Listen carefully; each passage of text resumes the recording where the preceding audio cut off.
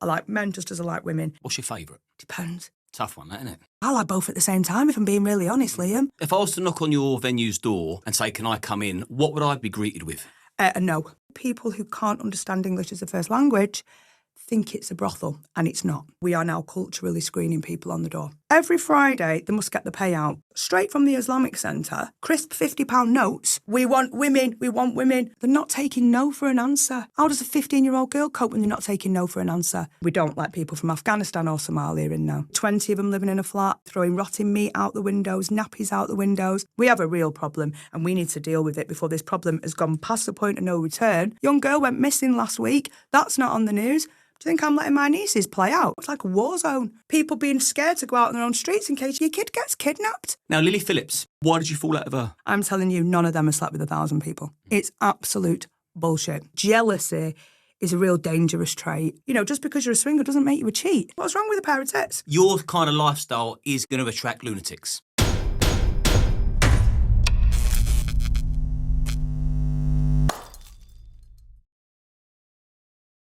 I want to say a quick thank you to our sponsors, Gold Seal. I use their products every single day, and now I finally get to work with them. I use their products for anti-inflammatory, reduced anxiety, better sleep, and mental clarity. I'm going to put a link to their website in the description, along with a 10% discount code for you to take advantage of. Go and have a look at their website, see if there's anything in there for you. I hope you enjoy this week's episode, and good health. Kerry. Liam. Thank you for coming on. Thank you for reaching out to me to want me to be the person you share your story with. Absolutely. I've seen the CCTV footage, which we can't put up online because it's now with the police going to be used as evidence. We're going to come to that. I'm going to call it a harrowing scene, but you can explain in a minute. But before we get to that stage, because it was in the doorway at your place of work, which is an adult lifestyle business. That's correct. So can you tell me about your business? Yeah, we're called the Lifestyle Lounge. We were traditionally the oldest sex club in the UK that was there for 40 years, and it was called Adam and Eve's. Now, it closed down during the pandemic, so it was left. I took it over in 2022. So it had been closed for 3 years. It had been running as a swingers bar for 40 years. When I took the club on in 2022, unfortunately, I took on the reputation. And no matter what I did to try and manage that reputation, it kept becoming clear in waves that the reputation was entrenched. There was nothing much I could do to change it.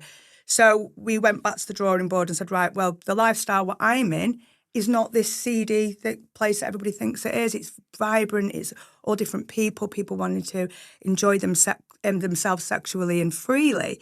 So we went back to the drawing board. I've got a team of managers, and we decided to launch the Lifestyle Lounge because the lifestyle is now encompasses everything that's not vanilla, you know, swinging, kink, fetish, LGBT, anything like that. So we've gone through a major rehaul and a rebrand, and we launched in April 2025, which is great. I've got a new host, a great staff. I've already got quite a large following myself, and so have my staff. So we've made this work. And that's when, obviously, because we work with people in the adult lifestyle, other people miscommunicate what that is. And we have now got to a point where we are now culturally screening people on the door. And that is because people wonder, and I don't want to say culturally screening, I don't just mean people who are non-British. You know, we screen the British as well, because you may not culturally understand what our lifestyle is. What is your life? If I was to knock on your venue's door and say, can I come in, what would I be expected to be greeted with? No, because you're not a member. Okay, let's say I was a member. If you are a member, you'd come in, you'd probably know everybody anyway. It's not, people get this very, very, very muddy conception of what we are.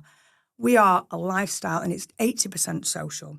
So if you came into my club as a member, to all intents and purposes, you wouldn't know you were in a sex club because it's a social club floor that I've built. So we've got a jacuzzi, a sauna, pool table, little social nooks, you know, dance floor area. It's only if you go up or down on other floors that you are then in private areas where consensual sex may or will happen. Right. So this is where we get to the cultural screening, because people, and especially people who can't understand English as a first language, think it's a brothel, and it's not.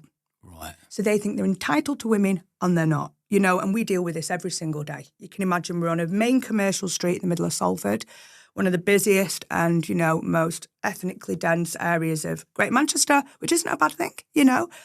The irony here is, for me, we culturally scream because we have a lot of people who, like I say, think it's a brothel, think they're getting to women, and a lot of it's people who are not born in this country. I'm going to be dead straightforward with you.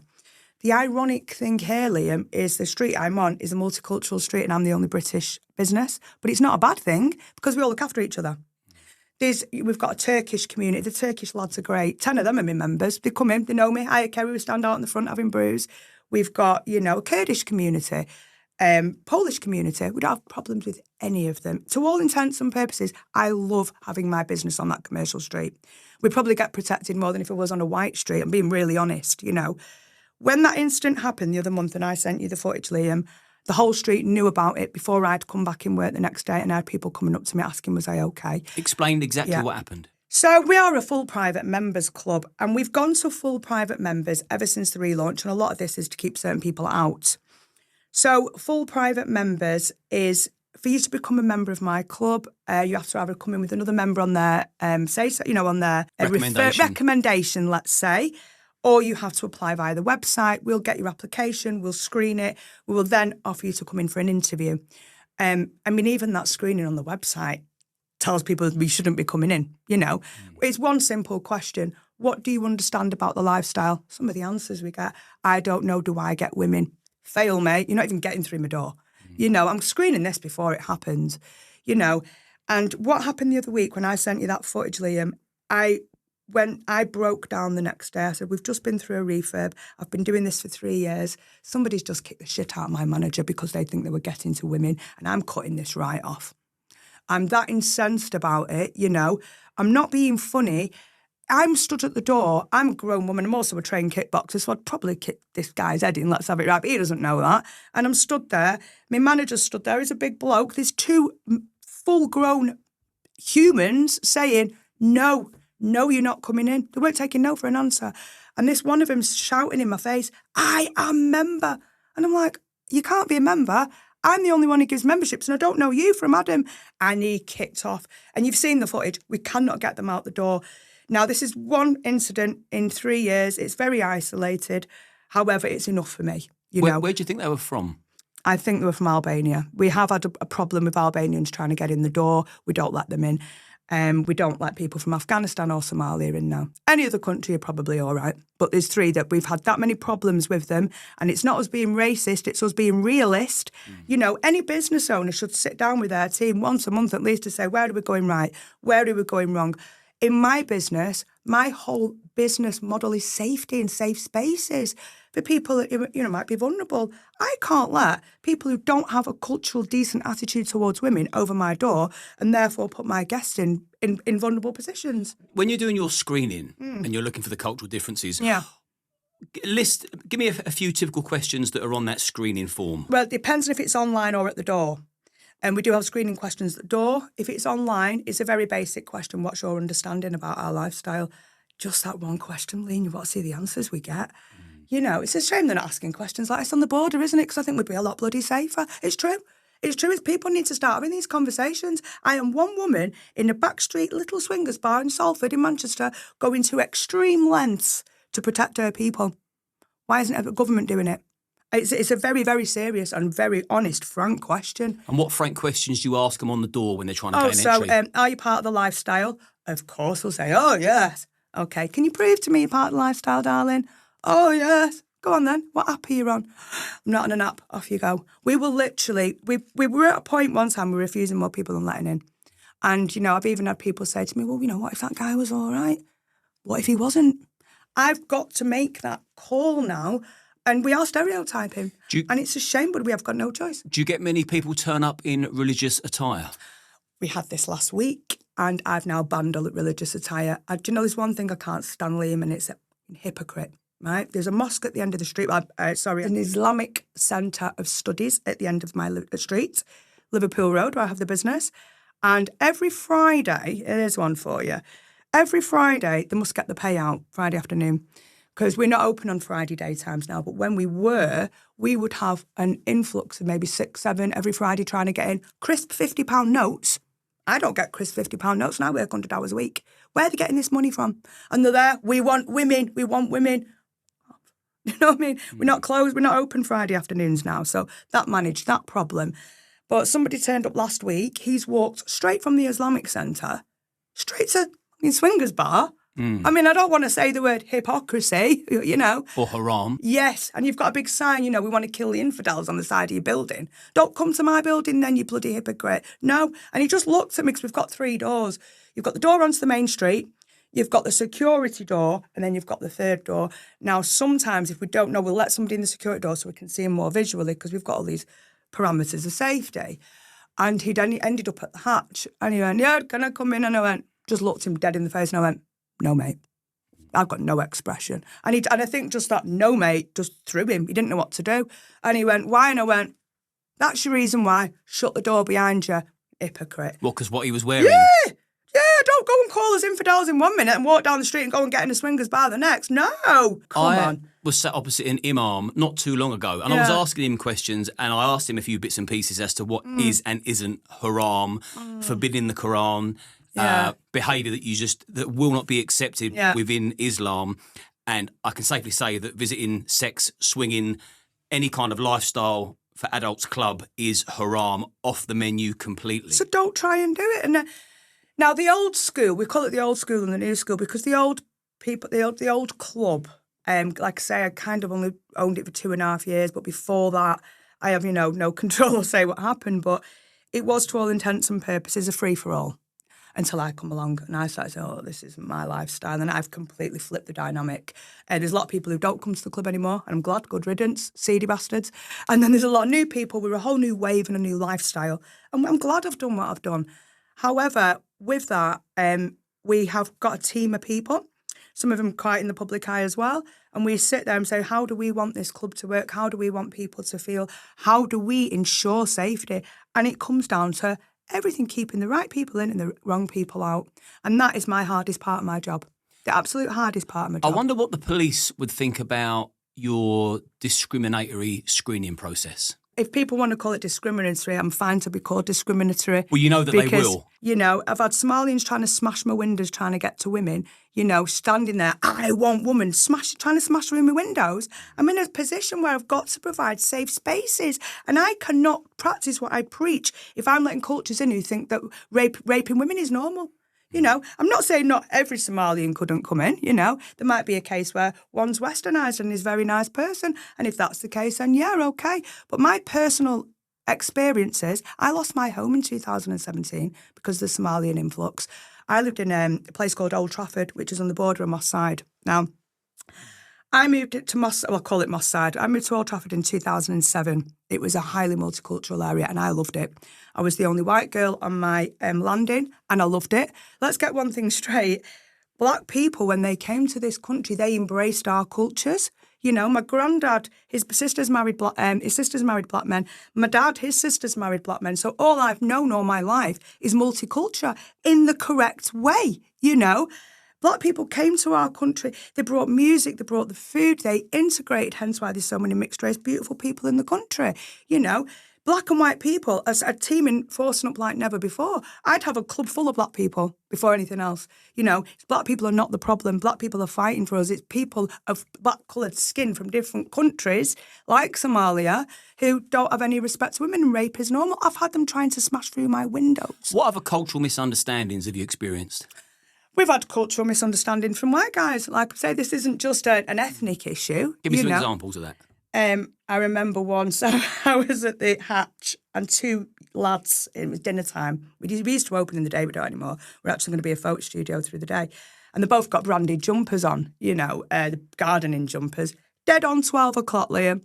I know what you think this is, guys. One of them stood there and I actually seen him nudge his mate, right? So, can I help you, lads? Because I'm a bit feisty on the door, as you can imagine. And one of them has obviously egged the other one on. He's like to his mate and he went, yeah, got any girls for me? And I went, got your shoes on? He went, yeah. And I went, off you fuck then. And he just looked at his mate and he went, I think we better go. I said, I think you better add. So yeah, we get it all. It's not just set prescription to one kind of person. We get cultural misunderstandings all the time. But it's always on the front door, I suppose, if you don't let them past. So your members are nice and safe. The members are great. I mean, we will give people chances. We've got, like I say, we've got a big Turkish community. I'd have a club full of Turkish people, beautiful, beautiful people. We have a big Indian community. Like I say, it's people don't realise our lifestyle. I've got doctors on my books, scientists, teachers. Our lifestyle is full of people you would never even imagine. We have a couple of police on my books, Oh, I bet you do. Yeah, not like that. It was funny. I actually went to Parklife a couple of weeks ago with a friend, and as we've gone in, there's two policemen stood there, and I've got to think about uniforms, and I don't make any bones of that. So as I was there, and I'm like, "Hiya guys, can I have a picture with you?" And one of them went, "Why are you a celebrity?" And I went, "No." And the other one went, "Yeah, but you're well known, aren't you?" I knew who you are. And I went, "Oh, really?" And he went, "Yeah, I follow you online. I think what you're doing is great." I had a picture with these two guys. And I'm like, the police are great with us. The police are wholly supportive. We've had, when they came out that night, well, obviously the story I'm going to tell you shortly, they were so respectful of our environment. They come in and I said, "Look, I'm going to move all my guests to the other room. Would you mind?" I actually sent a letter to to their seniors just saying, "I just want to let you know, your lads and girls have done an exemplary job." It must be so hard for them in this sticky situation because I'm there. I was in tears that night. Said somebody just battered my manager because I think they're getting to women. And you could see that they wanted to say something, but legally they're not allowed to because of all the red tape. We're not allowed to say anything anymore, are we? Did it scare you? Yeah, I nearly closed the business the next day. You don't strike me as someone that scares easy. I'm not. I'm not really scared of anyone. But if it comes to people I'm there to protect, and if I can't protect them, then yeah, I am scared. But like I say, it's one incident. We can't have any more cameras, and we've got a big police camera over. In terms of security, we can't. We're up at the top. We're doing everything that we can, but we have no control over attitudes and behaviours. But walk through the door. We try everything. We've got a membership form. We've got rules. We've got everything. And no matter how you try and tell people, they just won't take no for an answer. I mean, these two blokes, Liam. I'm outside saying, no, no, no. One of them screaming, I am member. So my manager has gone to open the doors to let them out, as your assertiveness training tells you to do. You go and open the door. That's your way out. You know that yourself, being in security. And he's gone to let them out. This young man slammed the door in his face, nearly smacked his face in with it, and then they just jumped all over him. You've seen the footage yourself. Two of them jumped all over him, and they were like feral, rabid dogs. One of them was a big guy. Yeah, one of them's and he completely overpowered your old man. Yes, yeah. Now, I've already barred him before. Now, so the taller one, I'd seen him before, and he'd actually been in the club, and he would pesty towards a woman. I barred him, don't ever come back. What happened when we rebranded, they clearly must have thought I didn't own that business. And it wasn't me that was still in the new business. So he's come back thinking it's a whole fresh business, which it is, but doesn't know that I'm there. So as soon as I've seen him, I've just put him on the watch to the staff that he's not allowed in. So that's when it happened. We've gone, his mate was with him. We don't have two blokes together. None of them are members. You're only allowed in if you're a member. No matter how hard they were trying again, you're not getting in, And no matter what we were telling him, they're just not taking no for an answer. Now, here's another question, Liam, right? I'm a grown adult. So, Stuart, they're not taking no for an answer. How does a 15-year-old girl cope when they're not taking no for an answer? Do you know what I mean? This is fucking serious business now. I lost my home in 2017 through the Somali influx. I was living with a black man, so I'm not racist. Living with a black man, I went to take my stepson on the park. It was a young boy of mixed colour, and I got told to get off the park because I was white. I went back to my ex-partner that day, and I said, we can't bring...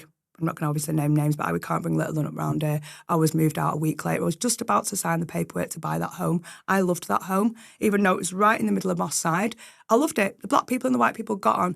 I'd walk past the local pub, the Seahawk, and all the black guys would be out there drinking, yeah, all right, shouting. I'd be like, all right, guys.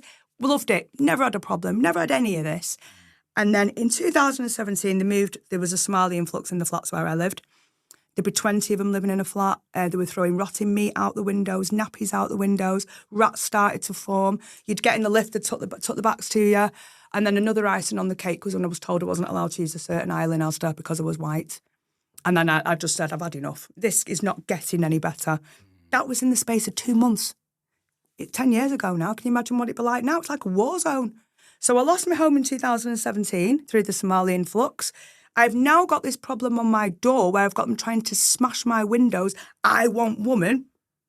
And now I live in Cheshire, right near Cresta Court Hotel, where they're all outside there cooking and smoking. Young girl went missing last week. That's not on the news. Do you think I'm letting my nieces play out in my garden? No. So the thing is, Liam, I've come to your show because this is dripping down on people like me. This is ground level stuff. You know, you've got all these posh people in the nice posh houses. It's not happening to them. So it's okay for them to vote what they think's right. You wait till you walk in my shoes and you've got a duty of care to protect people and you've got people trying to smash through your windows. I want women, not on my watch. So if I'm racist for trying to stop certain people trying to get to women, to attack women in my club, then I'm racist. Not bothered. Well, it's got to a point now where I think people really need to open their eyes and see how this is affecting people because it's affecting me. Well, when it's affecting women and children, you have to make a stand. And, of course. And I admire you for that. There'll be people watching this and they'll find it unbelievable that there is an anti-white movement. There is an anti-white movement. Especially like up north. Yeah. It's insane. The amount of northerners that come to me and say, Liam, you won't believe this. And they send me videos that they can't. Like I've said, they're too frightened to publish them online. Yeah. I mean, you've got really intelligent black voices out there now who are sticking up for the anti-white movement. Look at, is it Kemi Badenoch? I can never say her name. Kemi Badenoch? Kemi Badenoch. Kevin, I can never say her name. If that lady is not an example of what pure immigration should look like, you know, her parents came over legally, they studied, they sent her to private school. Now look at, you know, a leader of a political party. That is what immigration looks like. That is what successful immigration looks like. You know, that's what integration looks like. Yeah, integration, yes. Assimilation. Absolutely. That is what you know, my nephew, Jean-Paul, he's training, he's a black man. He's just come out of university. He's going to America to study law. I've never been so proud. That is what integration looks like. Not people being scared to go out on their own streets in case your kid gets kidnapped. No, it needs to stop. And I'm not being funny, but some of the things I've seen on that door, I mean, even like some of the questions we get on our screening online is ridiculous, you know. I've played you a voice recording before, didn't I? Of, you know, somebody thinking he's going to get to a girl in my club.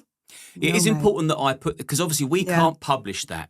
Yeah. Because if it jeopardises a case, of course, I don't want to be responsible for that. Yeah. But I want the viewers and listeners to take note that I've listened to what Kerry brought in. I've seen CCTV footage. I've listened to voice notes of phone recordings of men, clearly foreign men, asking if there's girls available. Not ladies, not women, girls, which is, I believe, this is what's inspired you to want to come and share your story with me. Absolutely, yeah. You know, people are ringing up, you know, do you have girls for me? Well, that question in itself, come on, Liam, what are we dealing with?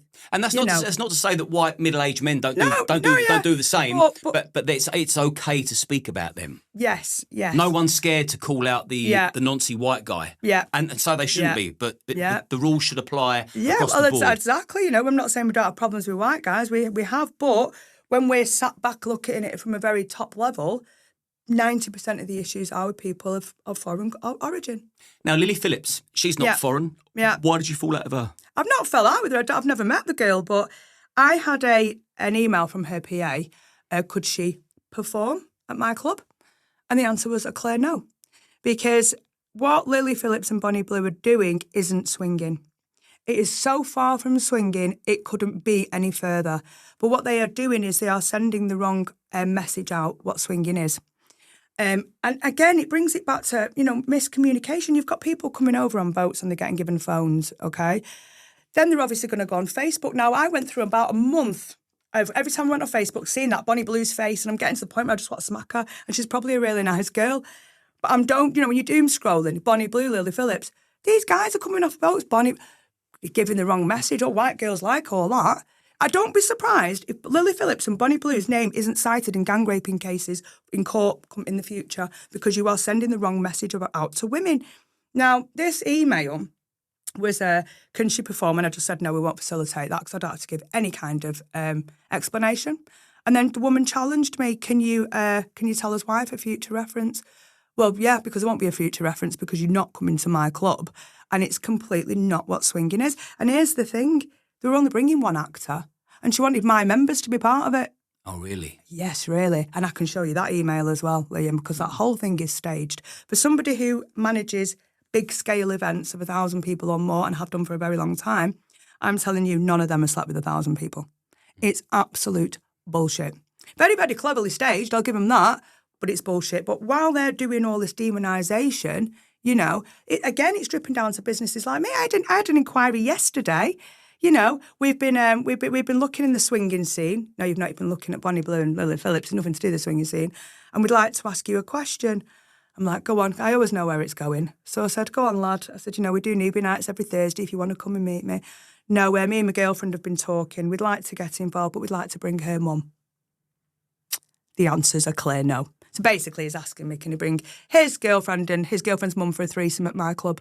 No, pal, you can't. It's incest and it's disgusting. And all these inquiries have only seemed to have risen up since them two have been parading themselves online. And here's the other one, Liam, both saying you're pregnant at the same time.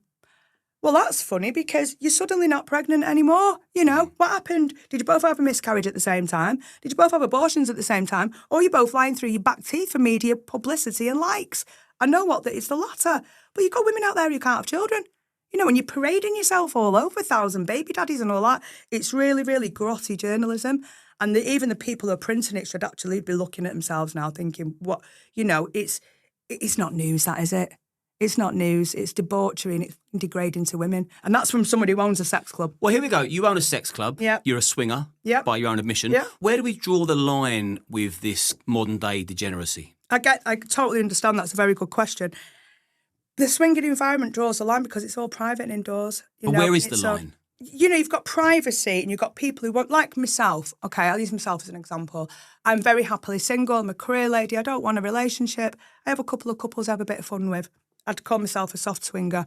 But I don't go and parade myself publicly, going and, you know, doing all kinds of porn and stuff. There's nothing wrong with porn. You know, I've got a lot of friends who are porn stars. But when you're actually lying and you're getting to a point of you're scraping the bottom of the barrel, you're wanting to put yourself in a cage to be in a petting zoo. Come on, there's got to be a line. That is a line, and that has nothing to do with swinging. You know, swinging is behind closed doors. What they're doing is not, and it's public parading just for degradation. There's a big difference. There's a huge difference. Your whole take on the whole Lily Phillips and Bonnie Blue thing, you're not the first person to say that. Let's get it right. Let's put it to the bones. I'm a woman who owns a sex club. And if the sex clubs don't want you, what's that saying, darling?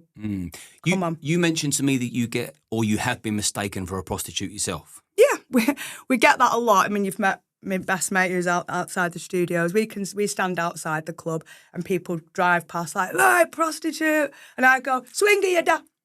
Like that. And then usually the Turkish lads will be like, go on. It's quite funny because I actually got mildly attacked a couple of years ago. Some fan who'd got a bit obsessed, and I'm actually on the door of the club, and he had a Zimmer frame of all fucking things, and he tried to attack me with his Zimmer frame. I'm coming in. I'm like, you know, you're not. The Turkish lads come out, seeing what had happened, and one of them baits him and said, I think you better go, pal, before we remove you, sort of thing. And he looked at him, and I looked at, so they all look, you know, we look after each other, sort of thing.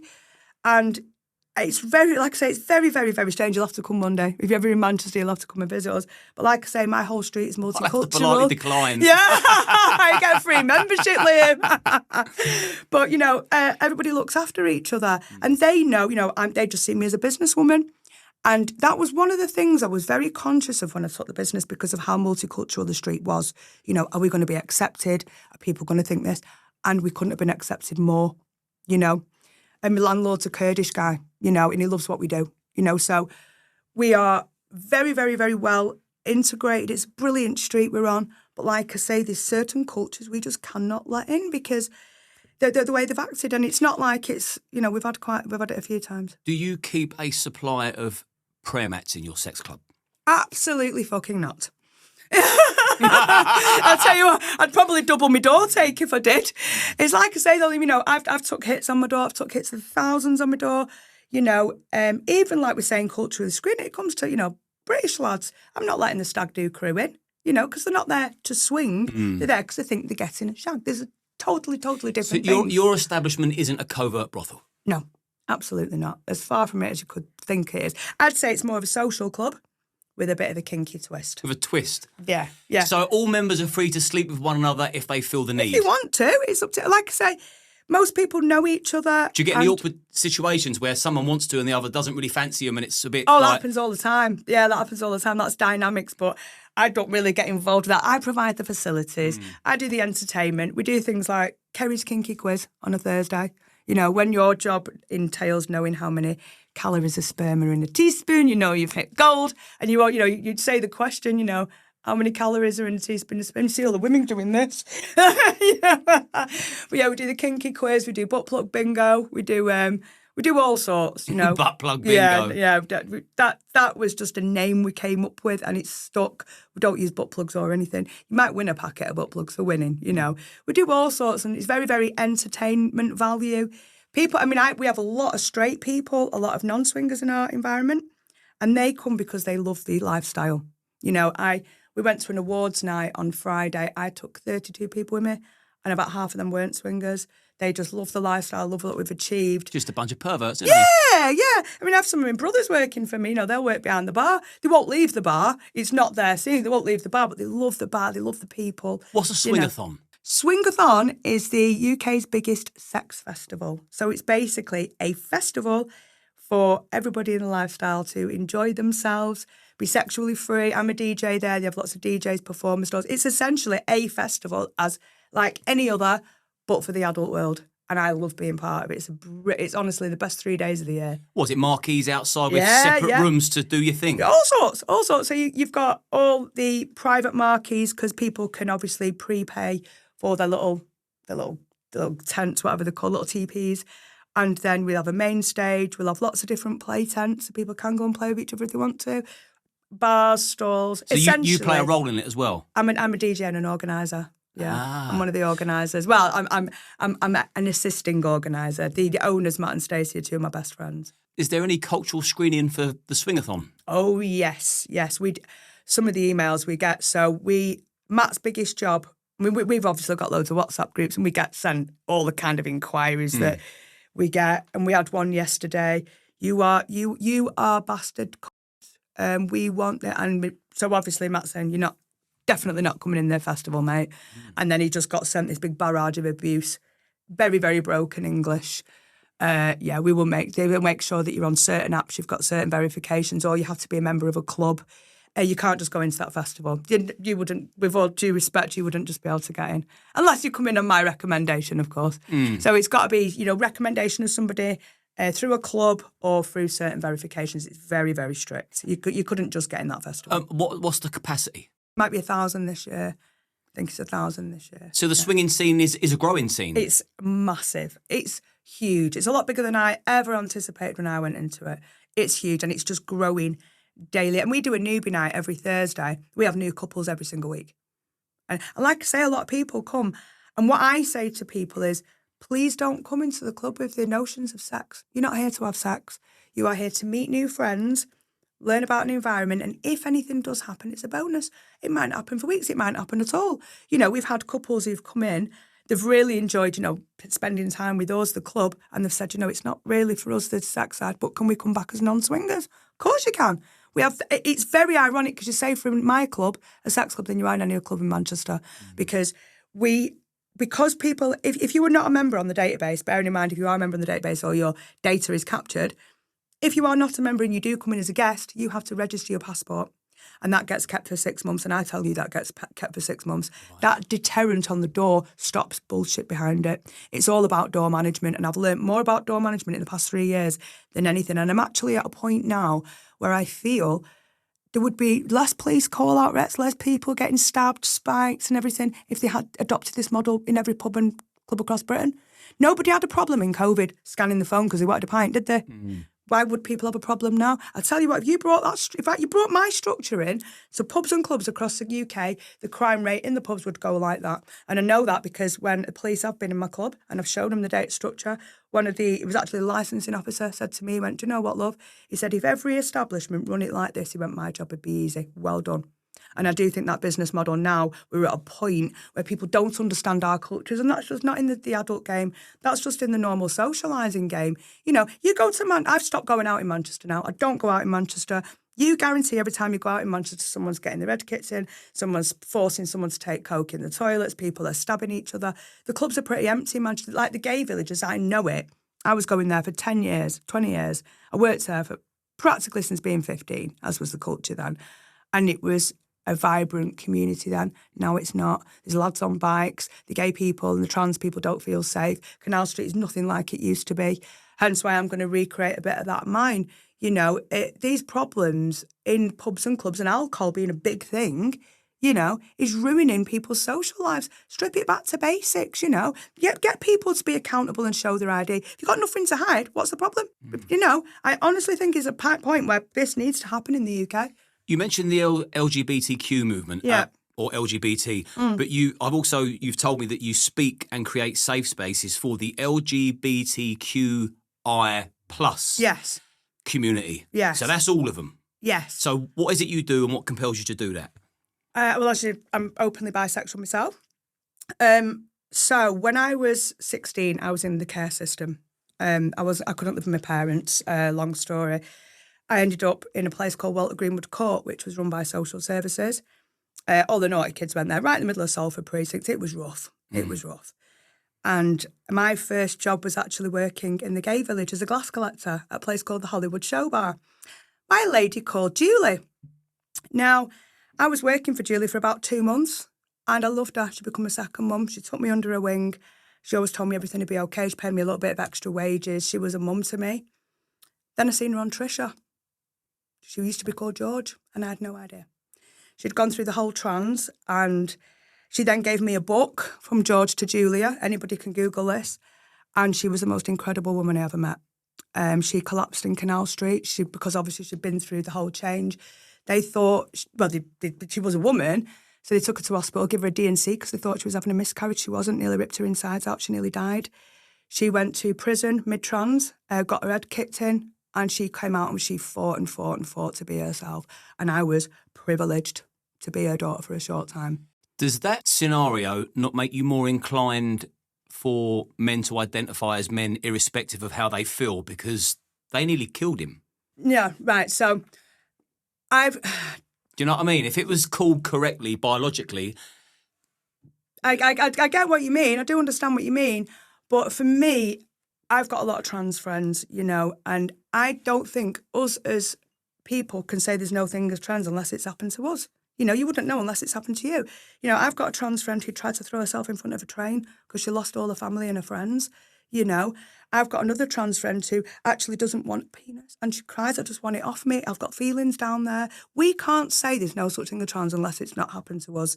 Now, I've worked with trans people for most of my life and I've seen the most harrowing case studies, you know, and I just don't think anybody has a right to say there's no such thing unless it's happened to them. You know, we're not medical scientists, we're not biologists. All this whole new movement, this anti-trans movement, is based on hatred of people who've got no medical or scientific background. You know, writing fairy stories, and then you think you've got such a prowess and such a social say in society. Well, because you've got money. You know, we were all right a couple of months ago, and suddenly there's been an attack on the trans. Next thing you know, I won't be allowed to be bisexual.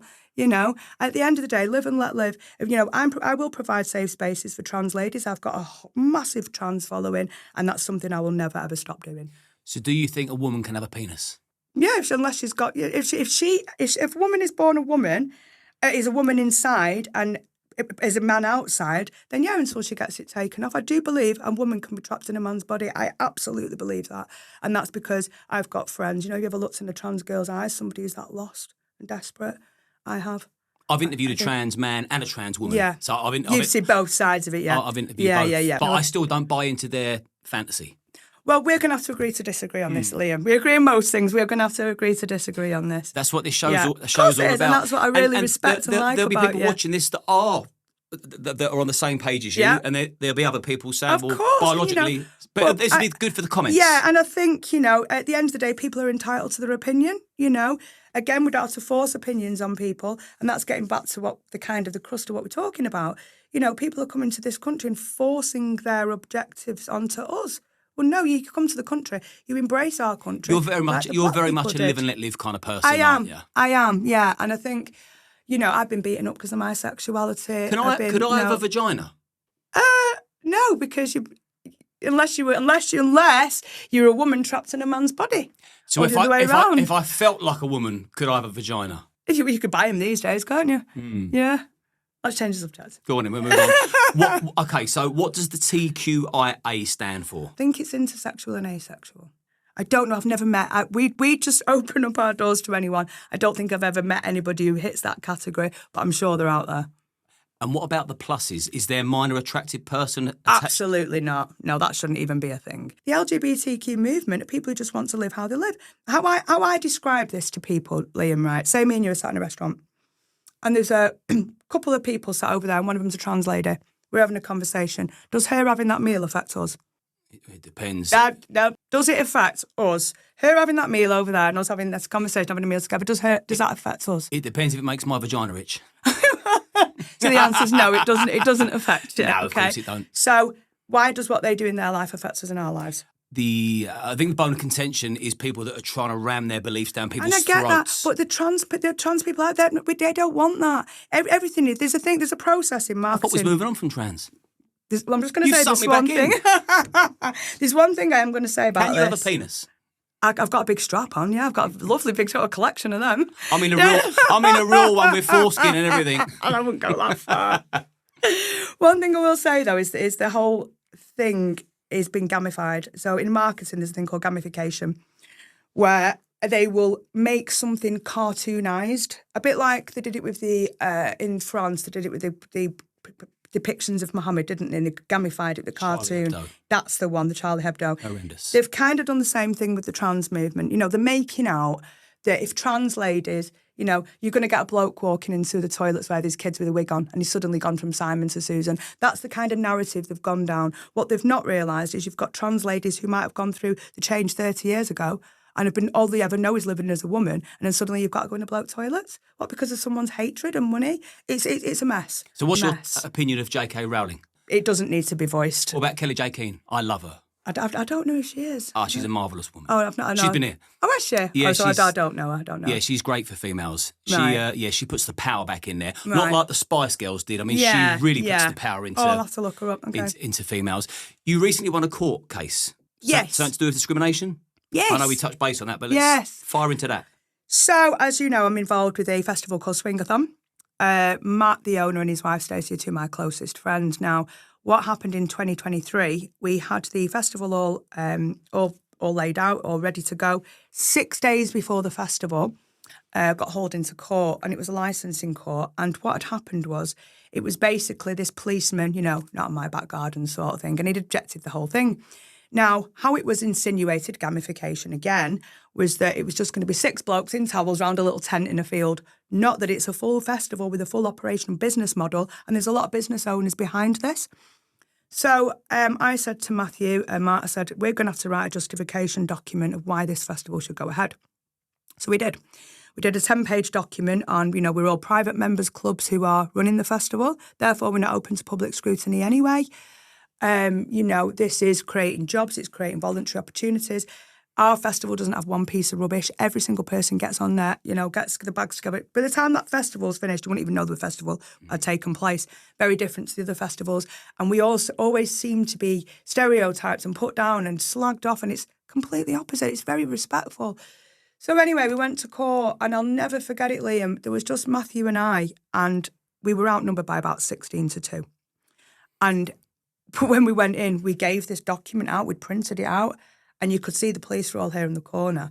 And this one particular guy, he just looked at it and his jaw dropped, because we'd put some really intense research into this. We also had a supporting letter from Newcastle University, because I do a lot of work with them, and a professor I'm working with about the swinging world. We're actually contributing to academia with some of the stuff that we're doing. What about biology? I'm not good at biology. So, it was really weird because this lady who was a barrister, bearing in mind she's took a bar exam for the police, you should be educated to a level where you know about discrimination. I'm no barrister, but I've got a journalism degree, and even I know that. So come on, it was a bit like, it was very shoddy how they approached it. They mustn't have done any research like we did. They must have thought, we've got this in the bag, we'll just go in, tell them the festival's over. They weren't ready for us doing a bit of research and sticking up for ourselves. And I'll never forget it till the day I die, and I talk about this quite publicly now. This woman stood up and she'd give her opening statement and she literally went like this, and I'm going to copy it exactly what she did. She went, I hope I've painted a picture of these types of people. I remember just looking at her thinking, you're going to regret that, honey. So, yeah, I stood up and I said, this lady has certainly painted a picture, but unfortunately she's done it with imagination and assumption. I'm here with data and facts. And it just went on. Then it was, we're scared about children breaking into the festival. It's insinuating borderline that, that children, we're a risk to children. It was all these borderline insinuations. In the back of my head, I'm like, I'm more concerned about children being on the A1 without the parents. It's on the A1. Come on, Liam. Anything. And it got to the stage where, towards the end of it, I even said to the court, this woman is now scraping the bottom of the barrel. She's actually embarrassing herself. One of the other things, here's a Google map of the village affected. And I went, that's the Google map of the equestrian centre we've rented.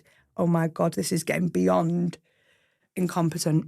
So, yeah, we pulled them on incompetence, basically. Everything they threw at us, we threw it back and we got out. We come out and we ended up in the front page of the press next day. But you were successful? Successful, The outcome went in your favour? Outcome went in our favour, and very, very oddly, now the council are completely supportive. They couldn't be more supportive. It's literally done a 360 turnaround. And that, again, it's a lot of the press coverage. Last year, the Lad Bible quoted me when I'd never spoke to them. Also, there was loads of articles, the villagers can hear screaming. We're 4.5 miles away from a village. How can they hear screaming? I was a sound engineer for years. You can't hear no screaming. Again, it's just marring the environment. So the press, we've actually done a bit of a turnaround with the press. The press, the Sun especially, have been really supportive. They couldn't be more supportive. They've done an article on my club opening. They've done an article on Swingathon. They've actually flown over to Spain last year when we were up with the Swingathon team. I went to Gran Canaria and did a video of us all in Spain on the nudist beach and all that, enjoying ourselves. So the Sun are really supportive. The other press are starting to really change. 3 years ago, it would have been different. Now, looking at last year's articles, it's changed massively.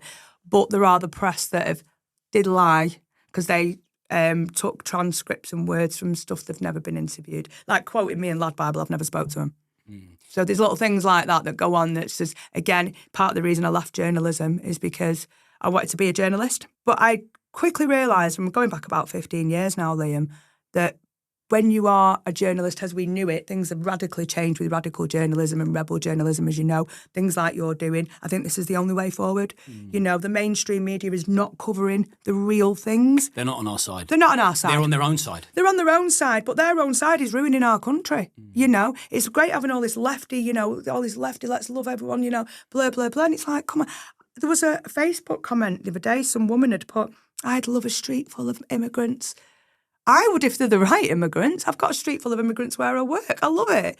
But the way she was contextualising it was, the people who are coming over illegally. And I put under it, with all due respect, darling, I lost my home in 2017 because of them. I'm now struggling on my door and I now can't let my children play out. My nieces play out because of them. So when you're in your nice area, you haven't got room to speak because this isn't affecting you. It's called the proximity effect. So the proximity effect is how much you will do when something is that close to you in proximity for you to make change. It was very weird. My first academic paper was actually wrote about the proximity effects in hyperlocal journalism because that's what I wanted to do. I was actually a hyperlocal journalist. I run Old Trafford News for 2 years. We took it from print to digital, and that was I worked with mothers with guns, mothers against gangs. Mothers with guns. Mothers with, they might as well be. But might as well be in Manchester. You're going to need them now, aren't you? Yeah. But mothers against gangs. That was one of the projects I worked with. And then again, 2010, all the money was stripped away for local charities. Our newspaper didn't continue, and that was a newspaper that was really bringing people together from all aspects of the community. But again, everything comes down to money and funding. Well, I could see you coming back full circle and being an independent journalist yourself. I'd like to do that. Maybe doing this. Adult glamour modelling. Yes. Is that past or present? Present. So that's what you're doing now? I do bits of it, yeah. Yeah, I've done quite a bit of it. And what does that entail? It takes getting your kit off. I love it. Getting your willy out. Yeah, well, my plastic one. No, I love it. It makes. I lost a lot of weight. I was in a very abusive relationship. I actually got jilted at the altar. 4 weeks before my wedding day, I found out that my partner was sleeping with his boss. We'd just had a joint stag and hen do. We'd had about 250 people at a big party. I had no idea it was coming. Was his boss man or woman? Woman. Okay. Yes. You never can tell, you mob. You never know with us lot, do you? But yeah, I got jilted at the altar, and I'd put on a lot of weight because I'd lived for him. You know, I slowly started disassociating with my friends. Slowly, my life was about his life. And when you're in that kind of abusive relationship, not physical, but emotional and mental, you lose all your character. I'm a completely different person than I was 5 years ago. You wouldn't have recognised me 5 years ago. I was a size 18, put a lot of weight on, and like I say, I lived for him. Then when that happened, I started to go on a bit more of a self-discovery journey. You know, I wanted to go back to being slim and healthier. Then when obviously I took the club on, I ended up getting involved with Twisted Edge magazine, good friends of mine. And I did a couple of photo shoots, and then somebody actually found me on Instagram, said, we really like, you know, your style, your dynamic, and it just went from there. So I ended up being published all over the world now, which I'm quite proud of, considering I was quite a big girl as well. Yeah, good for you. Thank you. Cutting weight isn't easy. It's not. We do it all from emotion. Especially if you're in a bad place. We eat for comfort, not for hunger. Yes, and if you're in a bad place, losing weight's the hardest thing. Food is my go-to if there's any problems. But this is why I've started to do a lot of... I've had so many TikToks taken down, or else I would have had a lot more followers. But this is why I've started to do a lot of the shake videos and stuff, because I have a lot of women. I probably have more female followers than male followers. And I think that's because of how I talk about my sexuality, and I talk about you can change and, you know, drop parameters of jealousy, this kind of stuff. But I've started to do a lot of fitness videos and a lot of shake videos, you know, protein shakes. And the people that are messaging me off it, you know, saying, I just want to say thank you. We don't want to say it publicly because I'm on my own little journey. My husband doesn't know I'm on a diet. I'm trying to do this. And I have all sorts. So I try and do that. You become a bit of a counsellor as well. Yeah, you do. And how much do you show of yourself in these photo shoots? I go to topless. Yeah, I go to topless. I don't do anything more than that. Okay. Yeah. And it's more... a lot of it isn't topless. It depends on the magazine, because some magazines will print topless and some magazines won't. Some magazines will print implied. It depends on the publication. Yeah. I'm actually looking to launch my own glamour magazine in 2026. Well, you're the kind of person that could pull that off. I want to bring back page 3. You know, what's wrong with a pair of tits? Who didn't mind opening up at page 3 in the morning and having a pair of tits? Do you know what? I'm going to back you on that. It's right, Bring though. back page 3. Yes. It was inoffensive. Exactly. One, because people don't like it. You know what my answer is? Don't like it, don't fucking read it. And also, bring back page 7. Remember page 7? What was that? You had the topless hunky man. Oh, well, it's funny you say that. If it's good for the goose, it's good for the gander. It's funny you say that, because I used to work for a magazine called Skip Hire magazine. Because when I decided that I wasn't going to be a journalist, I went into trade publications. I loved it. So I used to do a column called Skip Chick and Skip Hunk. So you can imagine in the waste industry, they love getting them articles. It's bringing a bit of realism and character into it. So would you scrap OnlyFans and bring back page 3? Absolutely. What's wrong with a pair of tits? You know, that I'm from an era like growing up in the 80s and 90s where everybody had a laugh and there was nothing wrong with it. And then because some other people don't like it, you put a stop to it. Don't read it. But yeah, that's one of my key things I want to do next year. I want to bring back page 3. I want to reach out to the Readers' Housewives market. I want real ladies, say ladies in my club, or just real women. Why shouldn't you get published? I've been published. Why shouldn't you? No different than me. All women are beautiful. All women have something to offer. Whether you're curvy, tall, black, straight, it doesn't matter. Why? It doesn't matter. Every woman has something to offer. And I tell you now, I've worked with women who would have never have got in front of a camera without a bit of pushing.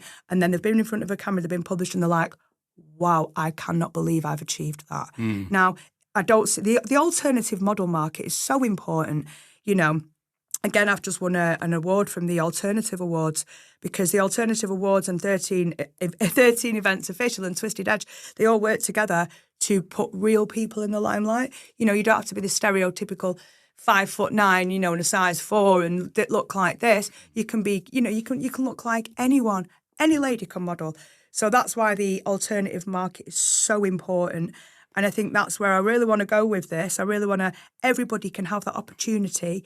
You know, being published for a lady, can you imagine that? The boost that gives her. You know, and I've worked with some ladies who've come from real shit places and then they've been put to real high places just through self-confidence, belief and a bit of photography. And a support network. And a support network, sounds like you provide in your own way. Yeah, we do. I want a few more questions for you.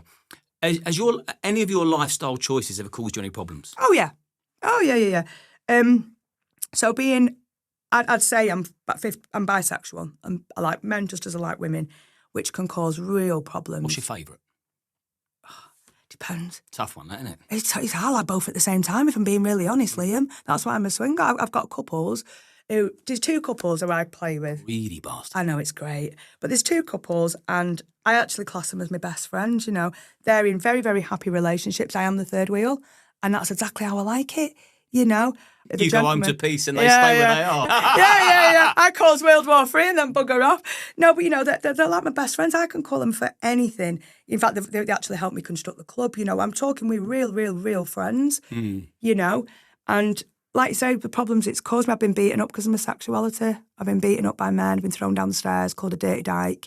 I've been called all the names under the sun.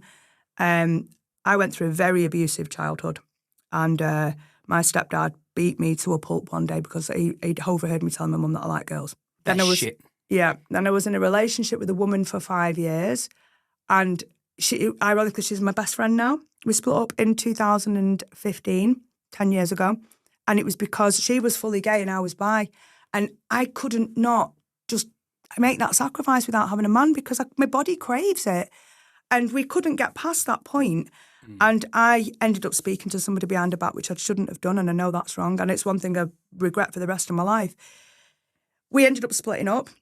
It was the most amicable split in history. You know, we went to the theatre. We went to watch some theatre. Yeah, we went to the cinema. That was it. Sorry, we went to the cinema.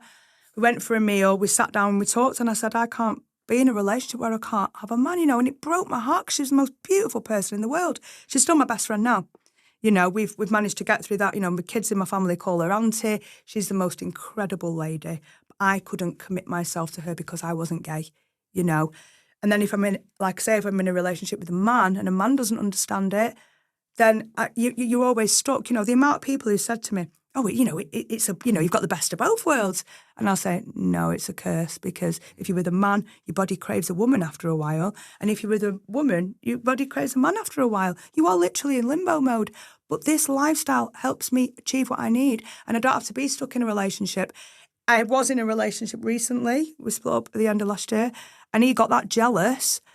Basically, I'd given a policeman a lift home, believe it or not. It was very, very odd. We had a young lad in the club. Kerry, you do know that I pay full attention in these interviews, didn't you? Yeah. You like a man in uniform. I do. Yes, I do. I've got a real big thing for a man in uniform. I can see how the jealousy crept in. Yes, yeah. But go on, carry on.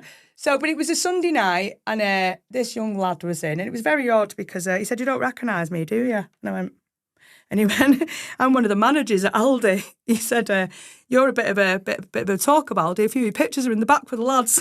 Like of Aldi of all places, you know. So anyway, the conversation continued, and he said, "No," he said, "I've kind of left now." He said, "I've done all the the training for the police, and I'm joining the force." I said, "You know what? Fair play to you, lad. It's hard to get out of the streets of Stretford. You know, Stretford, it's not the best. It is, but it's not the best area. I'm glad you've escaped the rat race. Good on you. I'm dead proud of you." It was a conversation like that. Anyway, me and another male friend who was with me, we'd locked up the club and we'd come out, and it was one of them nights when there'd been a match on or something.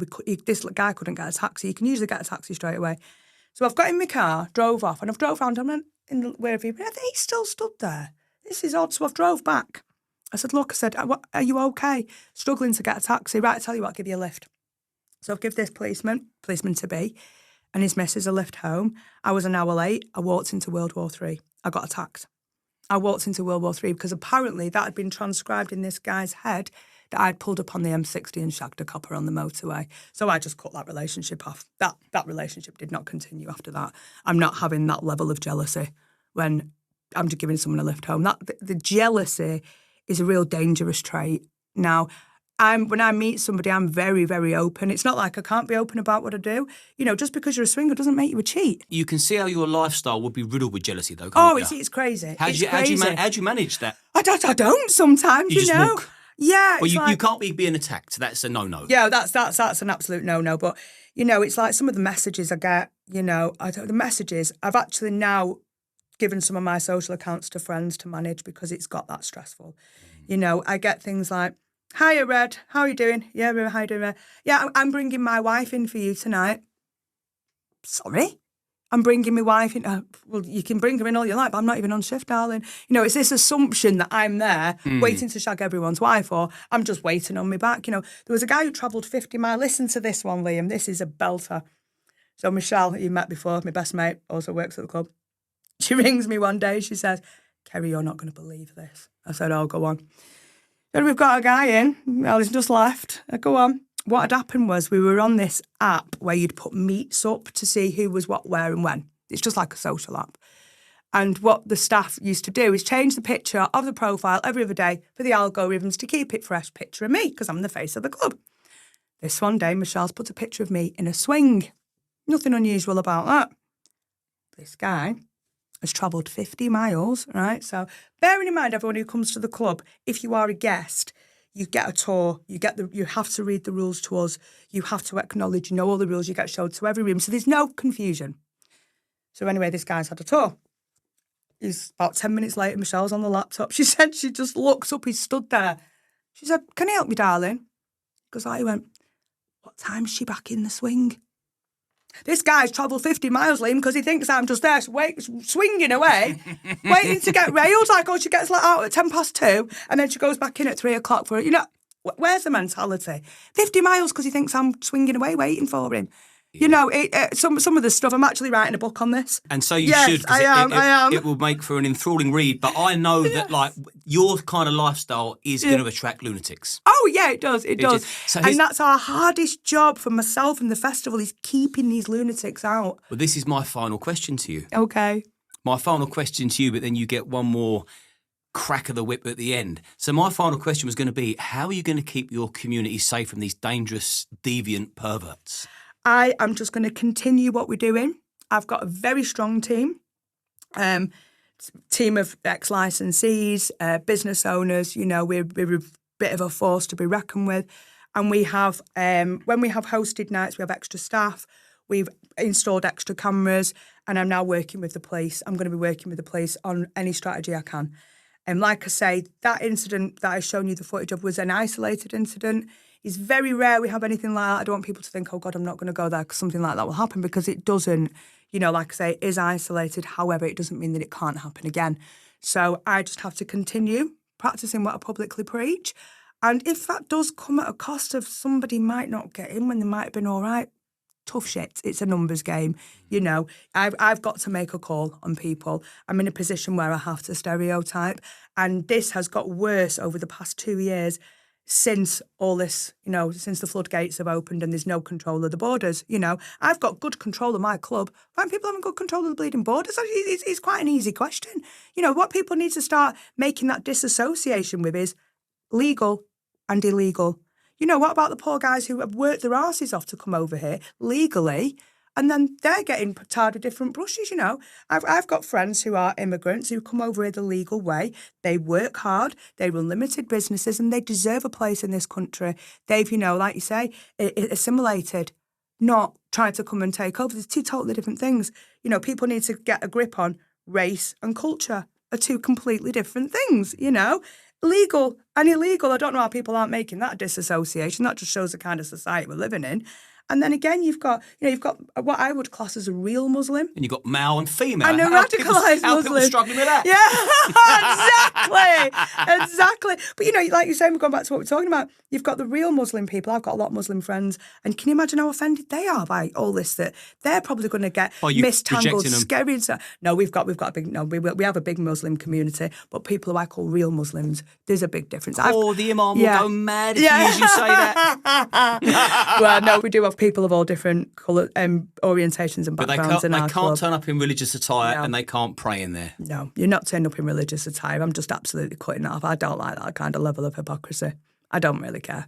And what's your final message to the masses? Whatever you want to say, whatever you want to tell them. You sign off. One day I will get Liam Tufts in my club. Can I say that? Say what you want. You're the star of the show. You're the guest. No, I just want to say a massive, massive thank you to you and Simon and the team for having me. I think I've done well in getting my point across. You have. And the reason I've taken the plunge to do this today, and the reason I sent you that footage, because I feel like people like me who are on the ground dealing with this, and if we don't speak out, then we have to have a voice. There's people on ground level who are dealing with this shit every day. We have to have a voice. And I think myself, I'm in a double trajectory point because I'm in the adult world, Again, the Turkish lads on our street, they've had people trying to force their way into their shop. We're not paying for haircuts. The same kind of people we're talking about. So it's not just businesses like mine that are suffering, but this is dripping down onto ground level businesses. And where does it stop? Where does it stop? Do I have to close my doors next year because I have that every weekend trying to get to women? Where does it end? It doesn't end if it's not getting solved. It's only going to exacerbate. So I think it's people like me who need to have a voice and talk to people like you to get that out there to say, we have a real problem. We have a real problem and we need to deal with it before this problem has gone past the point of no return and, nobody can go out at night. It is dangerous and people need to start speaking out.